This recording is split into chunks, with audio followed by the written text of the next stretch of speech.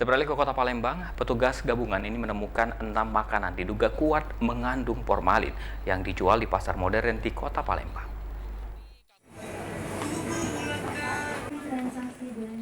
Polrestabes dan pemerintah Kota Palembang melakukan sidak ke pasar modern yang ada di Jalan Letkol Iskandar.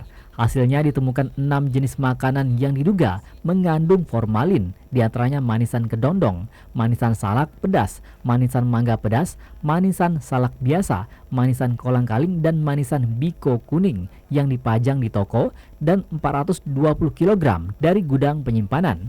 Banyaknya temuan makanan mengandung formalin akan ditindaklanjuti Pemkot Palembang dengan memanggil semua retail untuk membuat perjanjian agar tidak menjual makanan yang mengandung zat berbahaya.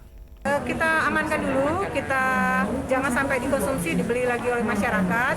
Dan besok insya Allah kita akan panggil semua retail yang ada di Kota Palembang untuk kita buat perjanjian bahwa hal ini tidak akan terulang kembali. Ya, kalau saat ini mungkin masih dalam arti kita beri pembinaan dulu, tapi nanti setelah perjanjian yang kita buat kesepakatan dari BP POM, dari karantina, dari kepolisian, dari pemerintah kota, maka tidak lagi ada alasan bahwa ada temuan-temuan seperti ini.